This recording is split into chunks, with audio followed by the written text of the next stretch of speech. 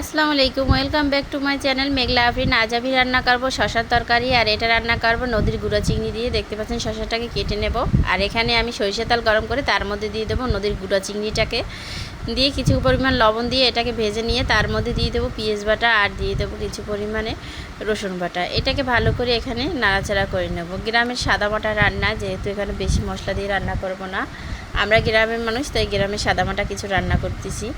দেখতে পাচ্ছেন তার মধ্যে দিয়ে দেবো কিছু পরিমাণ পানি আর লবণ। তারপরে এর মধ্যে দিয়ে দেবো আমি পরিমাণ মতো হলুদ আর দিয়ে দেবো পরিমাণ মতো মরিচের গুঁড়া।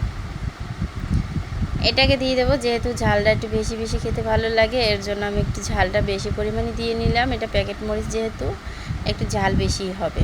তারপর এটাকে ভালো করে কষাবো।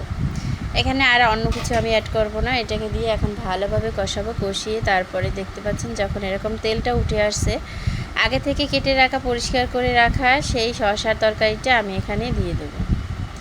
এটাকে দিয়ে ভালোভাবে নাড়াচাড়া করে এটাকে মিক্স করে নিতে হবে। এটাকে ভালো করে মিক্স করে নেব।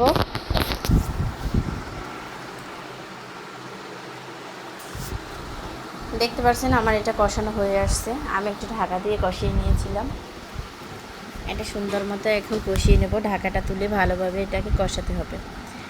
ভালোভাবে এটা কষিয়ে তারপর এটাকে পরিমাণ মতো ঝোল দিয়ে দেবো, যেহেতু বেশি ঝোল দেওয়া যাবে না। এটা হচ্ছে পানির জাতীয় একটা সবজি, এটা ঝোল দিলে আরও ঝোল বের হবে এটা থেকে, তাই আমি মিডিয়াম ঝোল দিয়ে দিলাম। আমি যেহেতু মাখা মাখা করে রান্না করব, সেই জন্য আমি মিডিয়াম ঝোলে এটাকে দিয়ে ঢাকা দিয়ে দেবো। এখন দেখতে পাচ্ছেন কিছু পর আমি চলে আসছি, যতটা পানি দিয়েছিলাম তার থেকে আরও বেশি পানি বের হয়েছে। এখানে আমি এটাকে ঢাকা তুলে, যেহেতু এটা এখন সেদ্ধ হয়ে আসছে, এটা ঢাকা তুলে নিয়ে নেব। এটা এখন নাড়াচাড়া করে আর এটা চুলার উপরে বসিয়ে রেখে এটার ঝোলটার পরিমাণটা আমি কমিয়ে নেব। দেখতে পাচ্ছেন আমাদের লোভনীয় সাদামাটা একটা রান্না।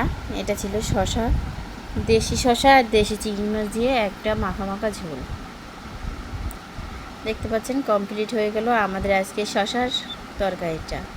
আমার চ্যানেলটি যদি আপনাদের কাছে ভালো লেগে থাকে, অবশ্যই সাবস্ক্রাইব করে পাশে থাকবেন।